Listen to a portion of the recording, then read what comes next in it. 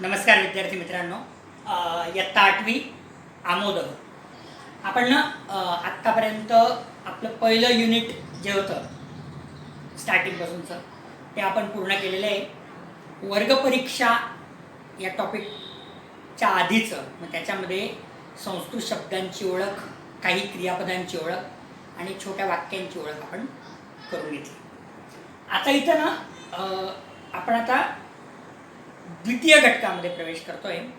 तर द्वितीय घटकामध्ये इथं आपल्याला प्रत्येक शब्दाला लागणारे जे प्रत्यय असतात, ज्यांना विभक्ती असं म्हणतात, ती विभक्ती आता आपल्याला शिकण्याला सुरू करायची. म्हणजे आपल्याला राम शब्द माहिती आहे, पण रामाला, रामामुळे, रामासाठी, रामाचा असे जे शब्दांना जे प्रत्यय लागतात त्या प्रत्ययांना विभक्ती असं म्हणतात.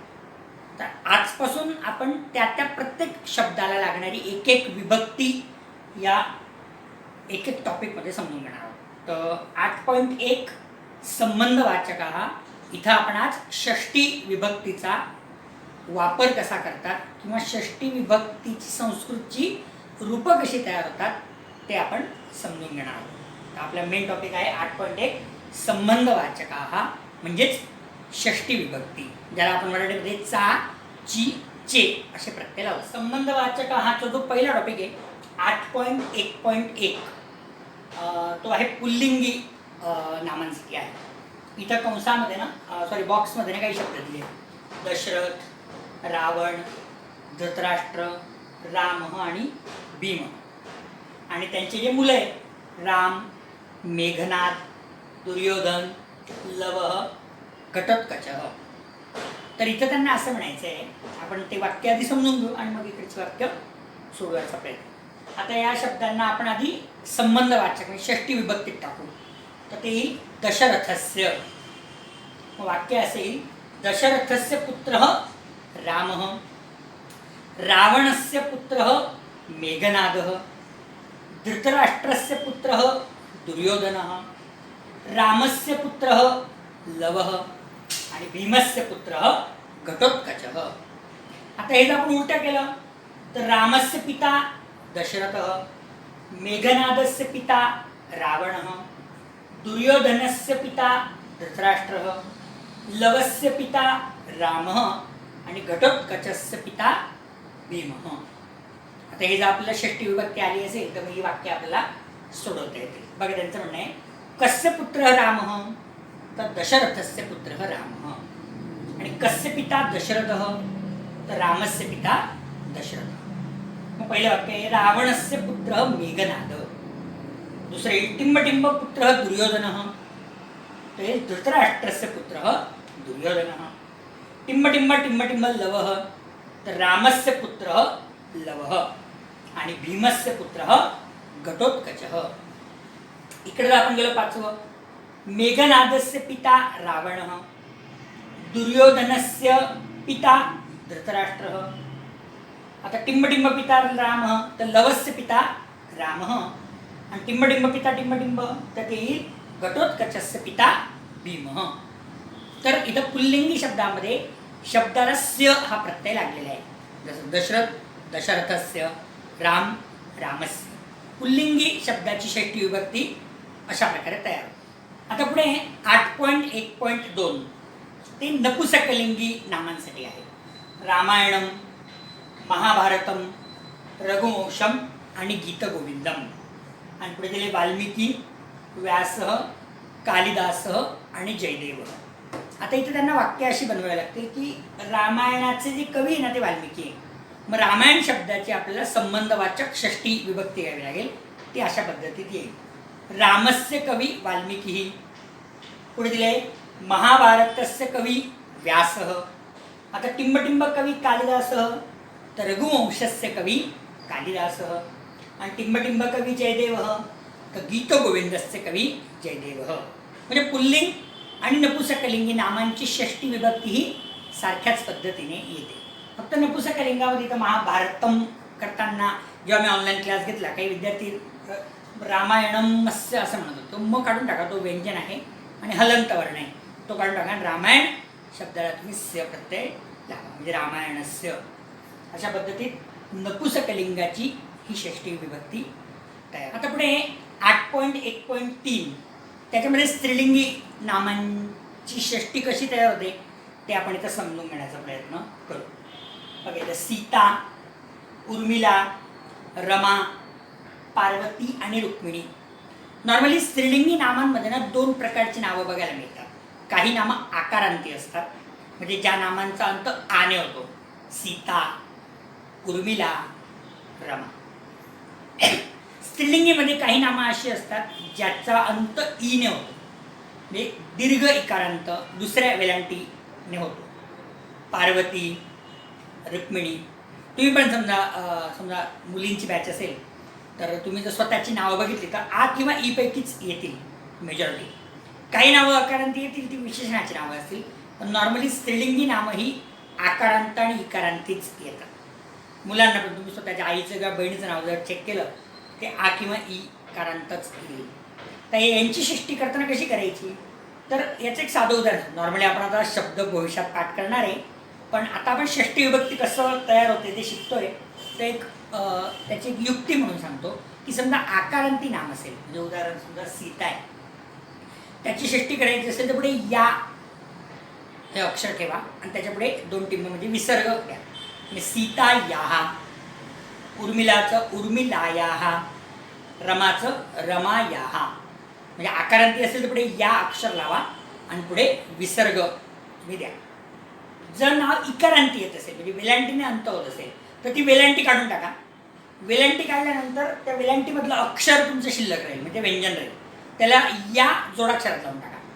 म्हणजे पार्वती, पार्वत्याहा, रुक्मिणी, रुक्मिण्याहा, नदी, नद्याहा.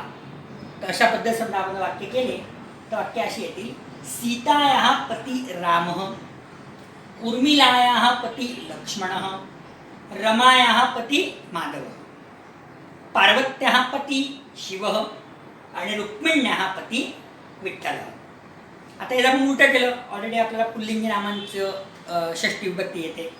रामस्य पती सीता, रामस्य पत्नी सीता, लक्ष्मणस्य पत्नी उर्मिला, माधवस्य पत्नी रमा, शिवस्य पत्नी पार्वती आणि विठ्ठलस्य पत्नी रुक्मिणी. आता ही वाक्य जे असते ती इकडची वाक्य इनडायरेक्टली सोडवली पण गेली आहे, पण आपण ती बघून घेऊ. बघा, कस्य पत्नी सीता, तर रामस्य पत्नी सीता. कस्याः पती रामः, तर सीतायाः पती रामः. आता बघा, टिंबटिंब पती लक्ष्मणः, तर उर्मिलायाः पती लक्ष्मणः. टिंबटिंब पती माधवः, तर माधव आहे. रमायाः पती माधवः. पार्वत्याः पती शिवः आणि टिंबटिंब पती विठ्ठलः, तर रुक्मिण्याः पती विठ्ठलः. उलटं केलं तर लक्ष्मणस्य पत्नी उर्मिला, माधवस्य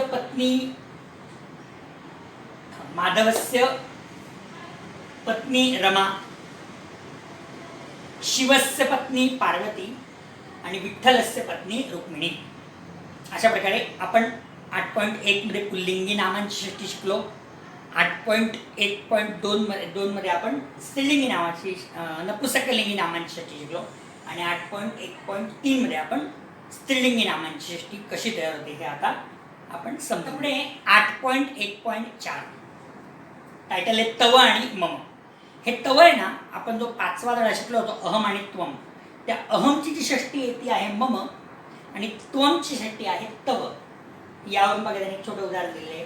एषा मम पाठशाला, एषा तव पाठशाला, म्हणजे ही तुझी पाठशाळा आहे, ही माझी पाठशाळा आहे. एषः मम स्यूतः, हे माझे दप्तर आहे. एतस्य वर्ण नीलः, याचा रंग निळा आहे. एषा तव कूपी, ही तुझी वॉटर बॅग आहे आणि एतस्य हा वर्ण रिक्तः, याचा रंग लाल आहे. इथं षष्टीची रूपं अहम आणि त्वमची कशी येतात ती सांगितली आहे. त्याच पद्धतीत एषचं एतस्य होतं आणि एषाचं एतस्य हा षष्टीचं रूप होतं. त्यानंतर 8.1.5 मध्ये तस्य आणि तस्य हा दिलेलं आहे. आपण जे सह एषः आणि सह शिकलो होतो ना, तर ते एषचं एतस्य आणि एतस्य हा आलं. तसं स आणि साचं काय येईल तर सचं तस्य आलं आणि साचं तस्य हा आलं. त्याची मी उदाहरण दिली. सह बालकः तत् तस्य पुस्तकं, पुस्तकस्य नाम आमोदः, सा तस्य लेखनी, आणि तस्याः वर्ण कृष्ण, म्हणजे इथं सह आणि साची षष्टी सांगितली आहे. तसंच सा महिला, तस्याः शाटिका पिता आणि तस्याः स्यूतः कृष्ण, म्हणजे साची षष्टी तस्याः येईल आणि सहची षष्टी तस्य येईल.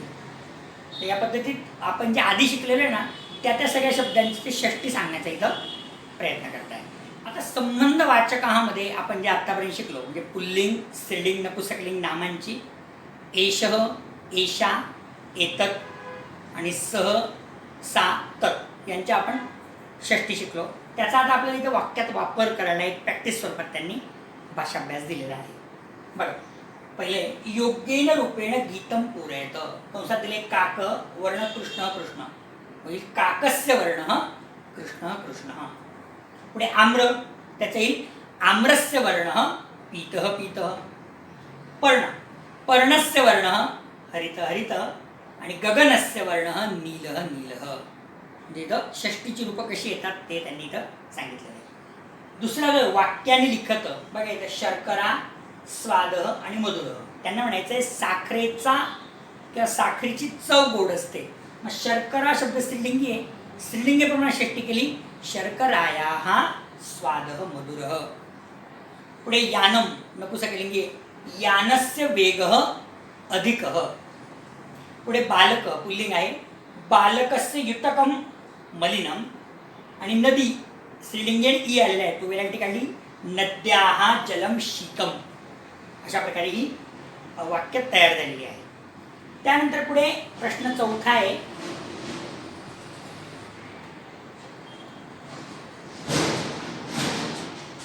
मेलनम कुरुत, जोडा लावायचे.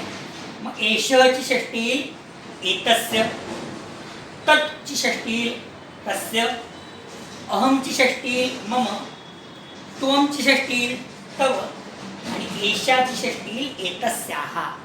अशा प्रकारे ही षष्टीची रूपं येतील. त्यानंतर प्रश्न चौथा, शब्दरूपाने लिखत. इथं त्यांनी 20 शब्द दिलेले आणि प्रत्येक शब्दाची षष्टी कशी तयार होते संबंधवाचकमध्ये ती आपल्याला सांगायची. तर त्याने एक उदाहरण त्यांनी दिलं आहे, यथा देवः देवस्य, तथा सूर्यः सूर्यस्य, स्यूतः स्यूतस्य, गणेशः गणेशस्य, पादपः पादपस्य. माला स्त्रीलिंग आलं, मालायाः, बालिका बालिकायाः, मापिका मापिकायाः आणि शाटिका शाटिकायाः. इकारांत आलं, नदी नद्याः, द्रोणी द्रोण्याः, वेलन्नी वेलन्याः, कर्तरी कर्तर्याः.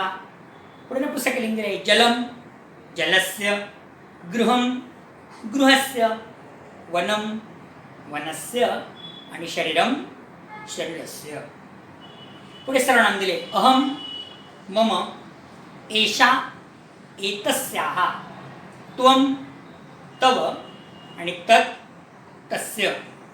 अशा प्रकारे ही शब्दरूपाणी लिखताची रूपं होतं. पाचवा आहे, चित्रस्थ शब्दानाम आधारेण वाक्याने रचयत. एक चित्र दिलेलं आहे पाठशाला आणि त्याच्या आजूबाजूला काही शब्द दिलेले आहे आणि त्यांनी षष्टी विभक्तीचा वापर करून ते वाक्य तयार करायचे. मग त्यांचं म्हणणे दक्षिणतः म्हणजे उजव्या बाजूला, खाली गार्डन दिसतंय त्याला उद्यानम असं म्हणणार. मग आपल्याला पाठशाला शब्दाची संबंधवाचकमध्ये षष्टी घ्यावी लागेल. ती येईल पाठशालायाः दक्षिणतः उद्यानमस्ति, पाठशालायाः पृष्ठतः पर्वतः अस्ति, पाठशालायाः पुरतः ध्वजस्तंभः अस्ति, पाठशालायाः उपरि मेघः अस्ति, पाठशालायाः वामतः वटवृक्षः अस्ति आणि पाठशालायाः अधः क्रीडांगणम् अस्ति. तर अशा प्रकारे ही वाक्याने रचयतची वाक्य आपण पूर्ण करून घेतली. इथं पाठशाळेत जागी समजा तुम्ही एखादा पुल्लिंग शब्द घेतला, मंदिर किंवा नपुंसकलिंग किंवा एखादा पुल्लिंग शब्द घेतला त्याप्रमाणे त्याची षष्टी चेंज करून तुम्हाला वाक्य येणं गरजेचं आहे.